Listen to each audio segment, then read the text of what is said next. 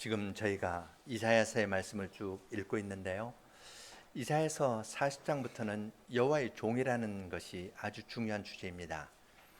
여호와의 종이 세 가지 의미한다는 것을 전에 말씀드렸죠. 첫째는 이스라엘입니다. 그리고 둘째는 이스라엘이 하나님의 말씀을 듣지 않았을 때 포로로 보내셨고, 포로에 끌려간 이스라엘을 돌아오게 하는데 하나님께서 쓰신 사람 고레스를 또 여호와의 종으로 나의 종 하면서 종이라는 말로 고레스를 지칭합니다.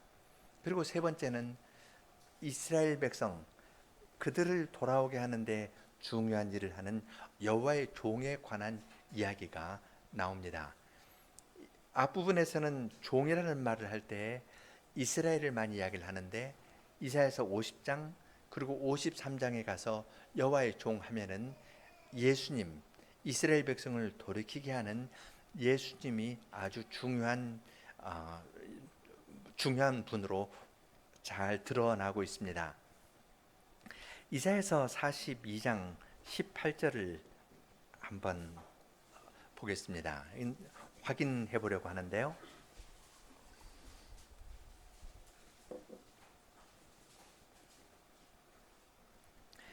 너희 귀머거리들은 들으라. 너희 소경들아 밝히 보라. 소경이 누구냐? 내 종이 아니냐? 누가 나의 보내는 나의 사자같이 귀머거리겠느냐? 누가 나와 친한 자같이 소경이겠느냐? 누가 여호와의 종같이 소경이겠느냐? 내가 많은 것을 볼지라도 유의치 아니하며 귀는 밝을지라도 듣지 아니하는도다. 이스라엘 백성이 하나님의 말씀을 들어도 깨닫지 못하니까 그들은 귀머거리 같다고 그랬습니다. 하나님께 행하시는 일을 보여도 믿지 않으니까 이스라엘 백성, 너희는 나의 종, 누가 여호와의 종같이 소경이겠느냐 하면서 이스라엘이 너희가 소경이다. 하나님께서 그렇게 말씀하십니다. 이사야서 40장부터 이건 나올 때는요, 한번 생각해 보십시오. 40장 처음에는 유로하라, 너희는 유로하라, 내 백성에게 정다히 말하고 너희의 죄악이 사함을 받았고 복역이 끝났다, 너희의 죄값은 완전히 치러졌다 하면서 바벨론 포로에서 돌아온 것을 이야기를 하는데, 이스라엘 백성은 여전히 누가 여호와의 종같이 소경이겠느냐 그 말을 듣습니다. 바벨론의 포로로 끌려간 것은 그들의 죄 때문입니다. 거기서 하나님께서 데려오셨습니다. 하나님과 맺은 영원한 언약을 생각하면서 데려오셨습니다. 그러면 그들이 저절로 알게 될까요? 지금 여기에서 누가 나의 종, 누가 여호와의 종같이 소경이겠느냐 하는 것은 40장 이후에 나오는 말입니다. 구원의 은혜를 받고도 여전히 그러한 상태에 있는 겁니다. 그런데 그러한 자들을 구원하시려고, 그러한 자들을 포로에서 돌아오게 하실 뿐만 아니라 주님의 품에 안고 왔는데도 모르는 거예요. 그러한 자를 구원하시는 큰 일을 하기 위해서 그들의 눈을 뜨게 하고 그들의 귀가 열리게 하는 일을 또 다른 여호와의 종, 참 이스라엘 백성으로서 대신 고난을 받는 그분을 통하여 하나님께서 뜻을 이루어 나가실 것을 보여주셨습니다. 그것이 우리가 잘 아는 이사야서 53장의 이야기입니다. 우리는 다 양 같아서 그릇 향하여 각기 제 길로 갔다. 53장 6절의 말씀이죠. 여전히 우리에겐 소망이 없습니다. 그러한 자를 구원하시는 일을 위해서 하나님께서 우리 무리의 죄악입니다. 우리라고 이야기하는 것은 하나님의 백성입니다. 하나님의 백성이 우리 무리의 죄악을 저 한 사람에게 담당시키셨구나, 그것을 깨닫게 되었습니다. 53장 마지막 절에 보면은, 이러므로 내가 그로 여호와의 종이죠, 존귀한 자와 함께 분깃을 얻게 하며 강한 자와 함께 탈취한 것을 나누게 하리니, 이는 그가 자기 영혼을 버려 사망에 이르게 하며 범죄자 중 하나로 헤아림을 입었습니다. 그러나 실상은 그가 많은 사람의 죄를 치며 범죄자를 위하여 기도하였느니라. 메시아께서 많은 사람의 죄를, 우리는 다 그릇 행하여 각기 제 길로 갔다. 우리는 하나님의 백성입니다. 소경이고 규모거리와 같아서 내 생각대로 가고 있습니다. 그런데 그분께서 우리의 죄를 다 짊어지시고 많은 사람의 죄를 짊어지시면서 범죄자를 위하여 기도하셨습니다. 그래서 구원을 이루신 겁니다. 나의 종이 지혜롭게 행해서 많은 사람을 의롭게 하는 일을 행한다고 이사야서 53장에서 이야기를 합니다. 거기에서 그치면 어떻게 될까요? 이스라엘 백성이 소경이고 규모거리인데 여호와께서 여호와의 종을 통해 가지고 구원의 은혜를 베풀어 주었다. 그 많은 사람을 자기 지식으로 의롭게 해주셨다 하고 마친다면은 나와 무관한 이야기가 될 수 있습니다.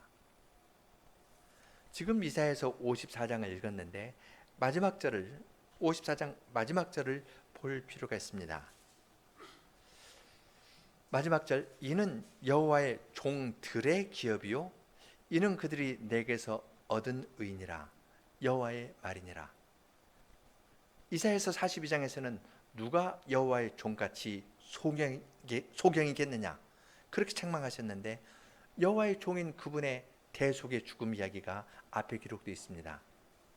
그리고 54장에 가서는 여호와의 종들 복수로 나옵니다. 여호와의 종이 많은 사람의 죄를 짊어지고 그들을 의롭게 해서 그들을 여호와의 종들을 다시 원래 위치로 회복시켜 주시는 겁니다. 소경이었던 자들이 보게 하고 주먹거리 되었던 자들이 다시 말씀을 듣고 깨달아 알 수 있게 하셨습니다. 그리고 하나님께서 주신 그 기업에서 이제는 하나님만을 사랑하고 섬기면서 살 수 있게 만드셨습니다. 여호와의 종이 행하시는 일은 우리를 위해서 구원의 은혜를 다 마련해 두시고 내가 너희를 위해서 구원의 은혜를 마련해 주셨으니까 자, 그 다음에 골라가는 것은 너희의 선택사항이다. 그렇게 하고 뒤로 물러서 계신 분이 아니십니다. 여호와의 종인 그분은 우리를 위해서 구원의 일을 이루셨을 뿐만 아니라 우리를 여호와의 종들이라고 이야기를 하면서 우리들에게 주님의 기업을 주십니다. 이 나라에 와서 나랑 함께 살자. 소경되었던 너희를 내가 눈을 떠서 보게 해주겠다. 귀머거리가 되어서 듣지 못하던 너희를 듣게 해주겠다. 그러면서 주님께로 가까이 품으시면서 우리들을 새롭게 만드는 일을 계속 행하십니다. 그 일이 이루어지기 전까지는 아직 나는 내일 안 끝났다. 그런 마음으로 주님께서 일을 행하시는 것을 볼 수 있습니다. 이번 주에 여러분이 이사야서를 쭉 읽어가실 때 여호와의 종이라는 말에 더 주목을 해가면서 누구를 가리키는가, 어떻게 예수님과 그의 백성과 연결되었는가, 그것을 생각하시면서 읽으면 주님께서 베풀어 주시는 은혜가 있을 겁니다. 이제 여호와의 종에 관한 노래를 53장에서 한 다음에 54장은 찬송에 나옵니다. 그런데 이 찬송은 아이를 낳지 못하던 여인들이 부르는 찬송입니다. 여성 합창쯤 될 것 같습니다. 남자의 목소리는 없습니다.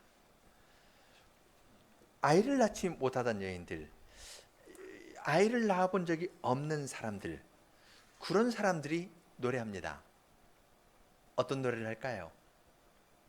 아이를 낳지 못한 사람이 노래를 하면은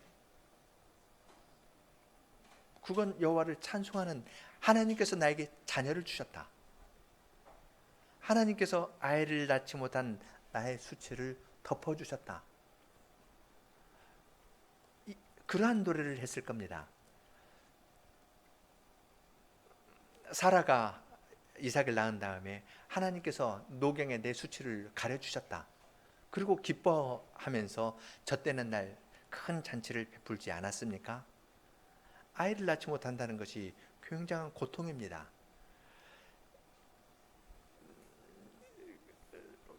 그 라헬이 그런 말을 하죠. 나로 자식을 낳게 하라. 그렇지 않으면 내가 죽겠다. 그럴 만한 큰 고통인데 그러한 여인이 입을 벌려서 찬송합니다. 하나님께서 나에게 자녀를 주셨고 하나님께서 나의 수치를 제거해 주셨다. 그렇게 이야기합니다. 그들이 노래하는 것은 홀로 된 여인의 자식이 남편 있는 자의 자식보다 많다. 홀로 있으니까 자녀를 낳을 수 없는데 이들이 많은 자녀를 얻게 된 겁니다. 누가 남편일까? 그건 6절에서 이야기합니다. 5절에서 너를 지은 자는 내 남편이다. 하나님께서 남편이 되셔가지고 홀로 있는 여인인데 그를 통해서 많은 자손을 낳게 하셨다고 이야기를 하는 겁니다. 홀로 있는 여인이 산다면 장막이 클까요? 혼자 들어가서 누울 만한 작은 집이면 될 겁니다. 너무 많으면 청소하기도 어렵고요. 건물 관리하는 것도 힘듭니다. 그런데 홀로 있는 여인인데 여호와께서 남편이 되셔가지고 많은 자녀를 낳게 되었습니다. 그러니까 2절에 장막틀을 넓히고 처소의 휴장을 아끼지 말고 널리 펴서 너희 줄을 길게 하고 말뚝을 견고케 해라 그랬습니다. 장막이 전에는 작았는데요, 이제는 그렇게 하지 않고 장막 털을 넓히고 장막 크게 하고 이걸 잇는 그 줄들도 길게 해서 아끼지 않고 말뚝을 견고히 해서 큰 장막을 짓도록 하였습니다. 자녀를 많이 낳은 자녀들과 함께 있어야 되니까 지금 있는 이 집이 이 장막이 좁아서 더 넓게 해야 되는 겁니다.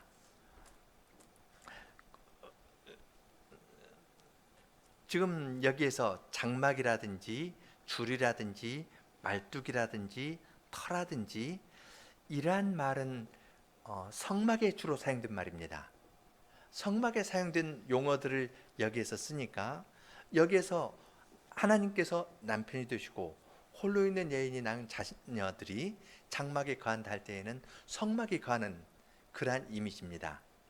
그러니까 포로로 끌려가서는 하나님께 예배를 드릴 수 없었는데 그들이 돌아와 가지고 여호와의 종의 사역으로 말미암아 눈을 뜨게 되고 하나님의 말씀을 깨달아 알게 되고 그래서 자녀들이 많으니까 처음에는 하나님께 드리는 성막이 작았는데 뭐 크게 드는 것처럼 그런 이미지하고 통하도록 했습니다.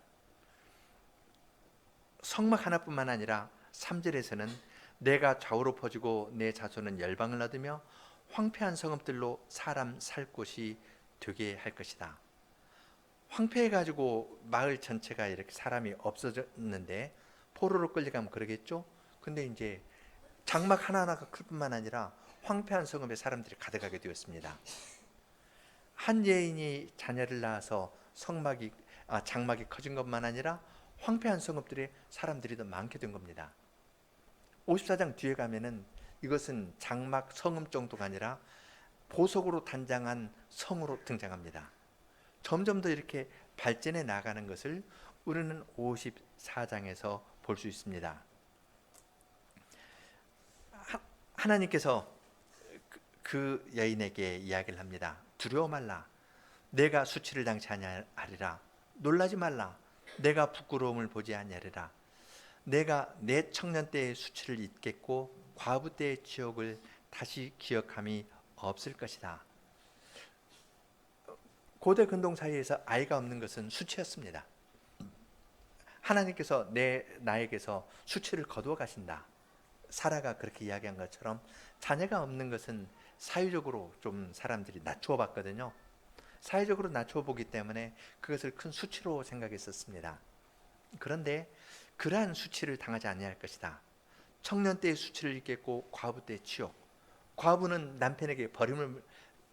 남편과 떠났는데요, 뒤에 보면 하나님께서 그들을 버렸다 했습니다. 그래서 이들이 과부가 되었는데 이 과부라는 것은 바벨론 포로 생활을 이야기하는 겁니다. 하나님께서 얼굴을 돌리고 멀리 보내버리셨거든요. 그러니까 이스라엘은 거기에서 과부와 같이 되었습니다. 남편 없는 여인이 된 겁니다. 그런데 하나님께서 다시 데려오십니다. 데려오시는 이야기가 5절이죠. 이는 너를 지으신 자는 내 남편이시라. 그 이름은 만군의 여호와시며 너의 구속자는 이스라엘의 거룩한 자시라. 온 세상의 하나님이라 칭함을 받으실 것이며, 하나님께서 이 포로로 끌려갔던 이스라엘을 다시 데려오시고 구속하시는 분, 거룩한 분으로서 그들을 구속하신다고 이야기를 했는데, 그 이야기를 할 때 너를 지은 자는 내 남편이라고 이야기합니다. 짓는다는 말 빼도 말이 됩니다. 바벨론 포로로 갔는데 내가 다시 너희 데려와서 너의 남편이 되었다, 그렇게 이야기를 해도 되는데요.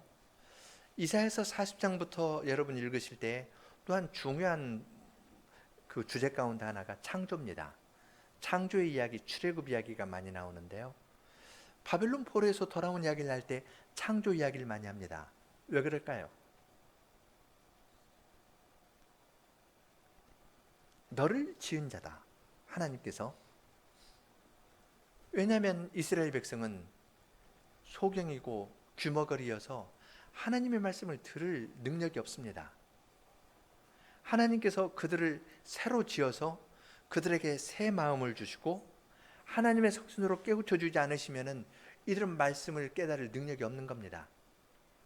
그러니까 하나님께서 재창조의 능력으로 그들을 새로 지어 주셨습니다. 내가 너를 새로 지어 주겠다. 그래서 내 말을 알아들을 자로 내가 너를 새로 만들어 주겠다. 너에게 새로운 마음을 주고 너희 안에 있는 돌 같은 마음, 돌 같아서 하나님의 말씀이 와도 탁 튀겨내거든요. 완고해가지고 목이 굳어서 고다가지고 멍에를 메어주려 해도 칩니다. 절대 양반합니다.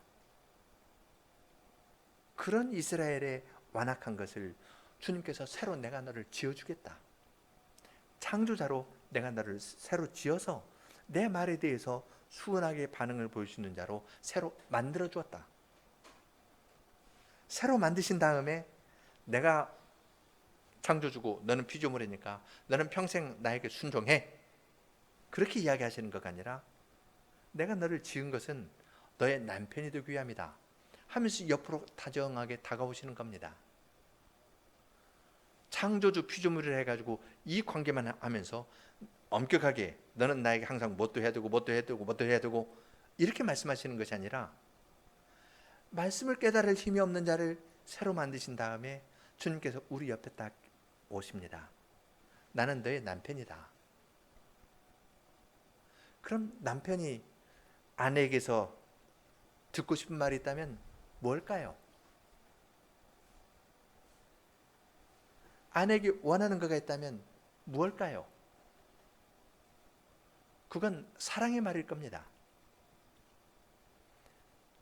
하나님께서 이스라엘 백성을 애굽에서 구원해 내셨지만 때로는 목자라고도 말씀하시고 아버지라고 이야기하시고 남편이라고도 이야기를 하셨지만 그들은 바알을 섬기고 가나안의 다른 우상들을 섬겼습니다. 나오자마자 하나님 대신 금송아지 만들었습니다. 하나님 대신에 금송아지 만들고 이것이 하나님이라고, 이것이 우리를 애굽에서 인도해낸 여호와라고 했습니다. 처음부터 하나님의 계명을 어긴 겁니다.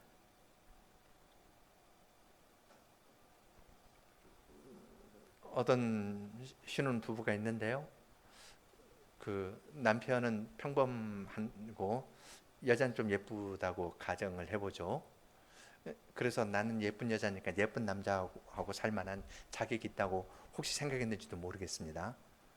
근데 자기 그 침실에 남편 사진이라고 붙여놓는데 그 가장 꽃미남 같은 배우 사진을 딱 붙여놓으면, 그러면서 우리 남편은 저렇게 멋있는 사람이라고 하면서 그렇게 이야기하면 그 남편이 뭐라 할까요?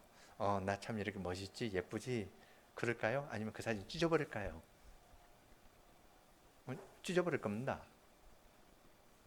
나를 봐야지. 나보다 멋있는 남자라 해가지고 아무리 저 남자 보고 나라 한다 하더라도 아니거든요. 이스라엘 백성이 여호와를 버리지 않지만 금송아지를 만들 때는 똑같은 겁니다. 처음부터 그렇게 어겼고 하나님을 다른 것으로 만들었을 뿐만 아니라, 그래서 2계명을 어겼을 뿐만 아니라 더 나아가서는 1계명을 어겼습니다. 바알을 섬기고 몰록을 섬기고 그렇게 나아가니까 하나님께서 버리셨습니다. 6절, 7절, 8절이 바로 그겁니다. 여호와께서 너를 부르시되 마치 버림을 입어 마음에 근심하는 아내 곧 소시의 아내 되었다가 버림을 입은 자에게 함같이 하실 것임이라. 내 하나님의 말씀이라. 내가 잠시 너를 버렸으나 큰 긍휼로 너를 모을 것이요 내가 넘치는 진노로 나의 얼굴을 내게서 잠시 가리웠으나 영원한 자비로 너를 긍휼히 여기리라. 여호와의 말이니라. 하나님께서 이스라엘을 버렸습니다. 왜냐하면 이들이 바알을 놓고 바알신은 하나님이라 했거든요. 그러니까 고치라 해도 안 고쳤습니다. 그러니까 하나님께서 버리신 겁니다. 잠시 버렸습니다. 그러나 하나님께서 무한하신 자비로, 긍휼로, 영원한 자비로 너를 긍휼히 여겼다고 이야기를 합니다.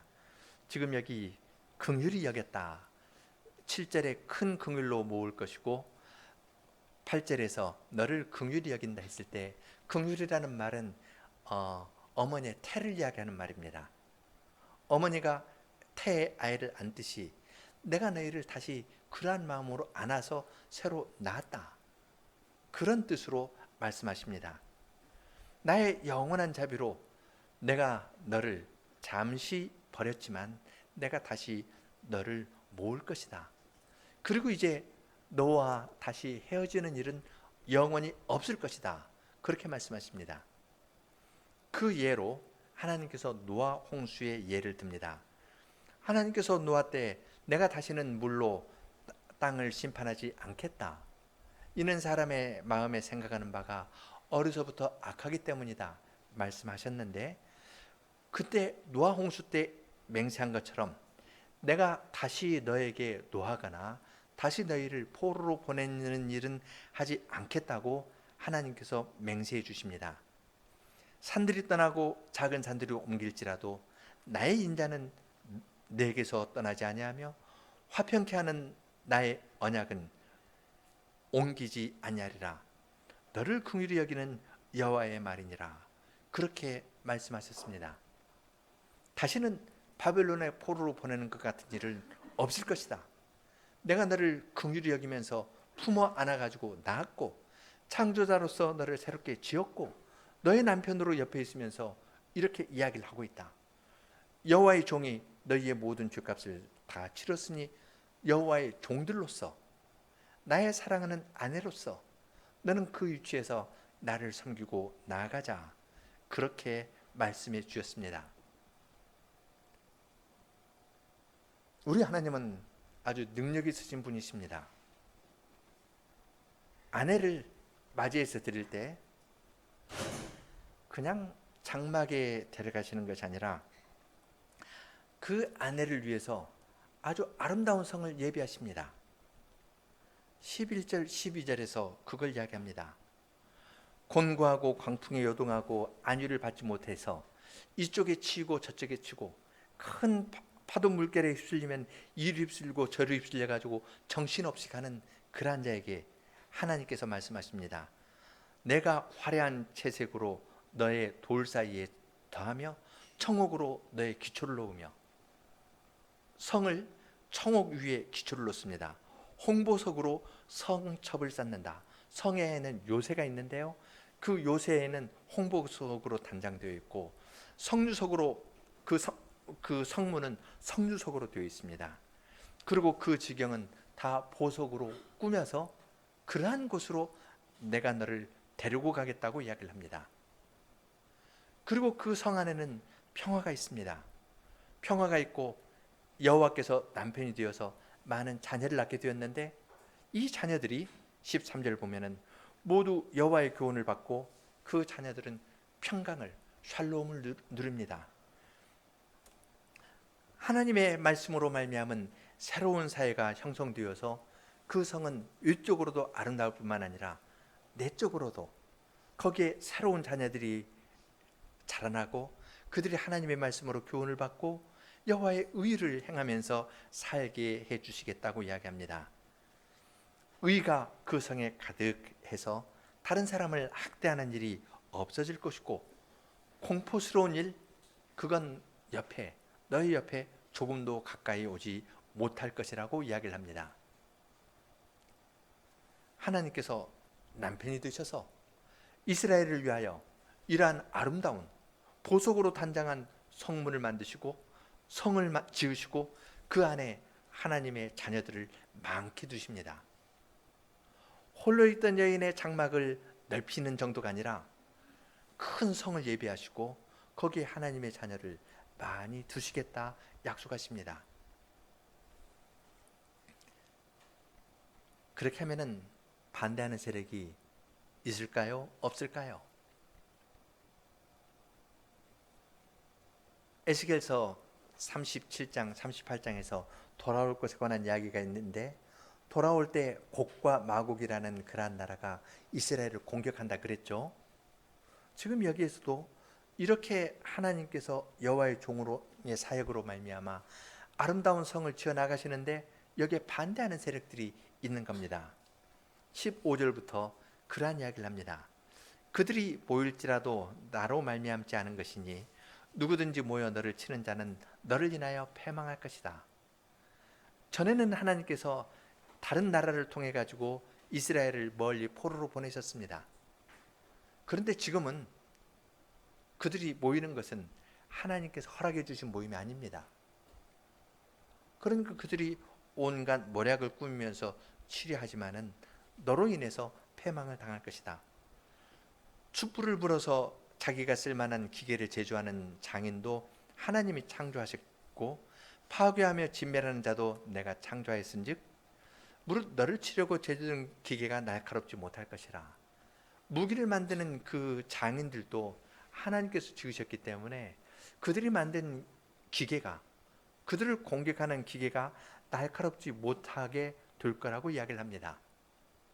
전에는 그런 것으로 와서 공성주라는 것으로 해가지고 성문을 꽝 하면은 성벽이 뚫리고 그것으로 해가지고 군인이 들어와가지고 공격하는데, 그러한 것을 다 무용지물로 만들어 버리겠다. 내가 창조자로서 무기 만드는 사람도 내가 지었기 때문에 그들이 만든 무기가 너희를 위협하지 못할 것이라고 이야기를 합니다. 두 가지를 이야기합니다. 혀하고 또한 그 기계입니다. 너희를 치려고 한 기계들, 물리적인 폭력을 너희에게 행사하는 자가 있을 것이지만 하나님께서 막으실 것이라고 이야기합니다. 또한 시편에서 물리적인 폭력과 함께 나오는 것이 혀인데, 거짓말로 해가지고 남을 공격하거나 하는 일들이 많이 있습니다. 그렇게 너를 송사하는 혀도 너에게 정죄를 당하리니, 그들이 거짓말로 너를 공격하려 하는 일이 있을지라도 하나님께서 막아주십니다. 그래서 공격하는 사람이 오히려 더 어렵게 된다고 이야기하십니다. 왜냐하면 이것은 여호와의 종들의 기업이고 이는 그들이 내게서 얻은 의인이라, 여호와의 말이니라. 하나님께서 여호와의 종의 일로 말미암아 하나님의 백성을 많이 만드셨습니다. 그리고 자기 지식으로 여호와의 종이 자기 지식으로 많은 사람을 의롭게 만들어 주셨습니다. 이들이 여호와의 종들이 되었습니다. 전에는 소경이고 규머거리였는데 하나님께서 그들을 여호와의 종들로 말씀하시고 하나님의 기업들을 주셨습니다. 이 기업을 그들의 손에서 빼앗을 자는 아무도 없다, 그렇게 말씀하십니다.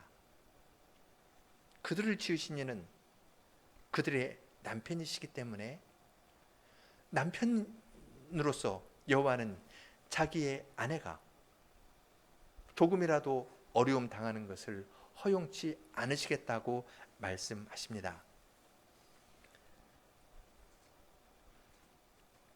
이사야 54장에 기록된 이야기는 옛날 이야기만은 아닙니다. 우리가 어떻게 이 자리에 오게 되었습니까? 그리스도의 공로를 보시고 하나님께서 우리를 새로 지으셨기 때문에 우리가 하나님의 말씀을 들을 수 있게 되었고 볼 수 있게 되었습니다. 우리가 모두 귀머거리였고 우리가 모두 소경이었지 않습니까? 그런데 어떻게 주님의 말씀을 깨닫게 되었습니까? 어떤 온갖 말들 들을 때 거기에 휩쓸리지 아니하고 굳게 설 수 있게 되었다면 어떻게 우리가 그런 자리에 이룰 수 있게 되었습니까?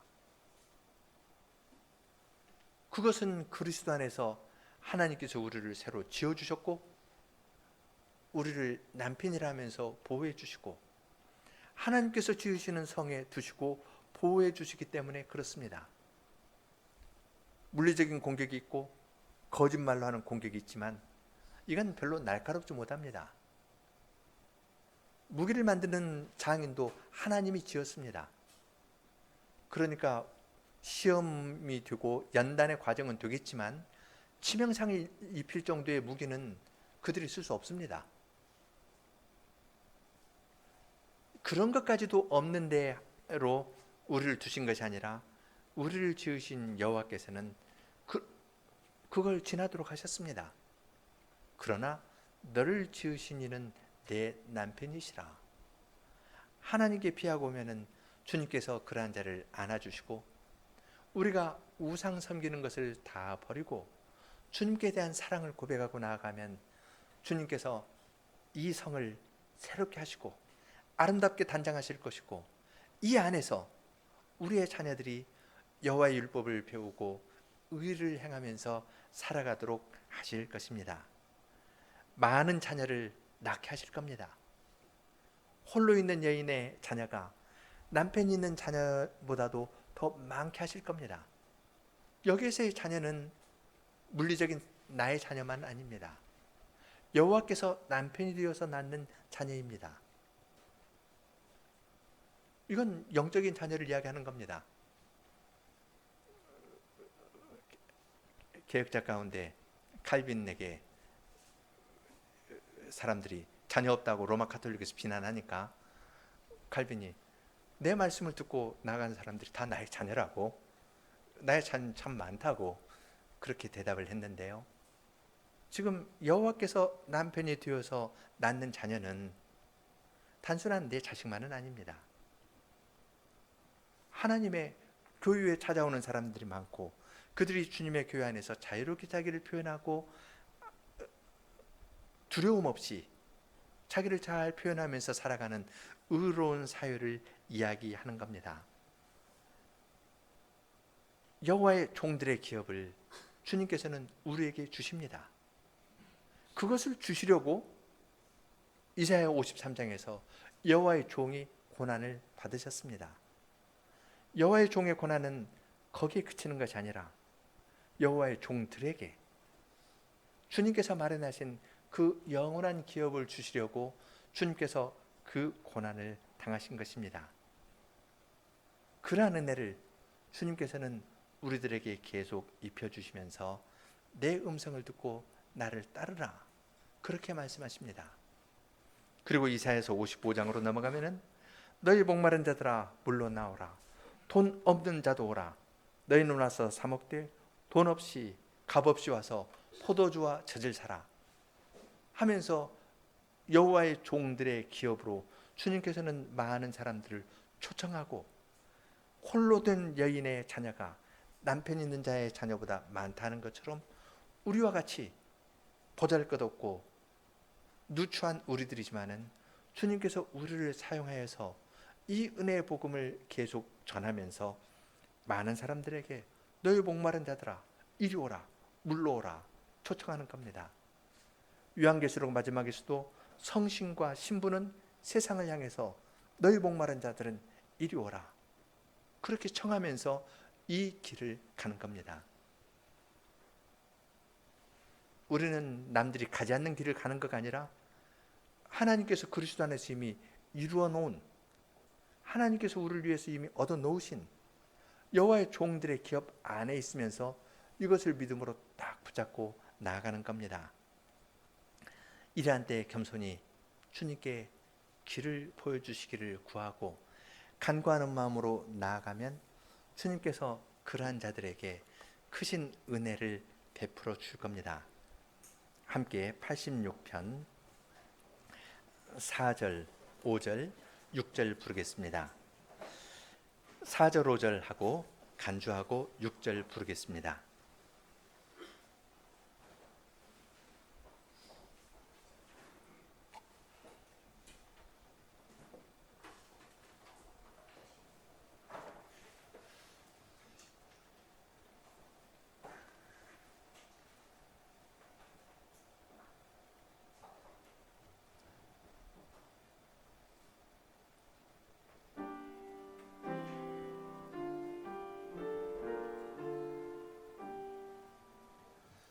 주의 길을 보이소서.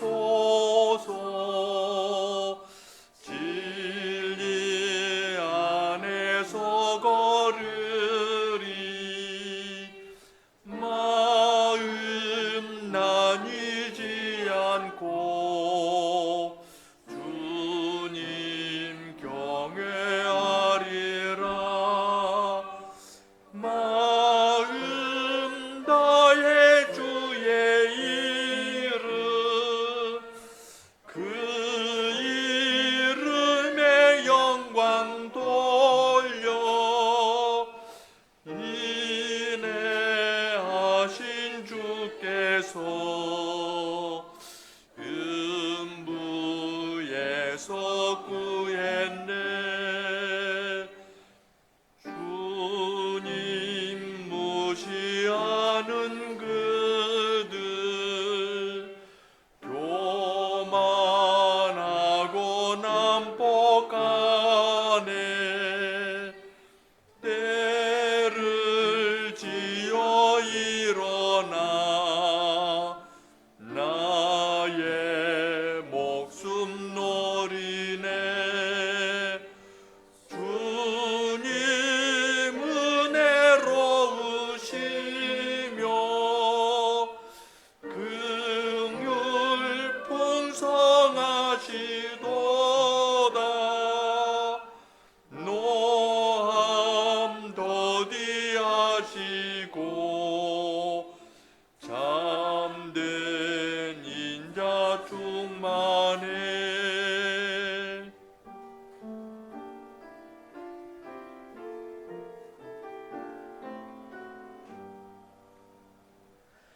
이종 힘을 주옵소서.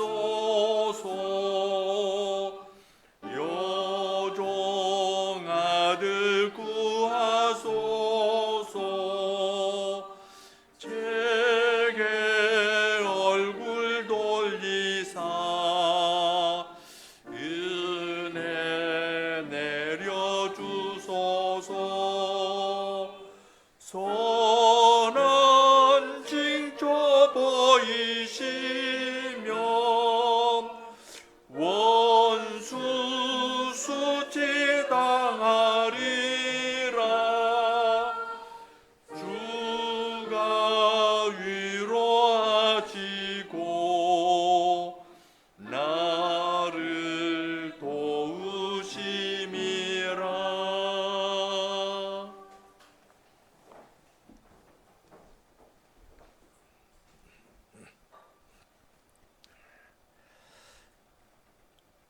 우리의 창조주실 뿐만 아니라 우리의 남편 되신 하나님께 저희들이 나와서 주님의 크신 사랑을 깨닫고 마음이 나뉘어서 살았던 저희의 모습을 주님 앞에 고백하면서 주님의 무한하신 긍휼로 저희의 모든 죄를 용서하여 주시기를 구합니다.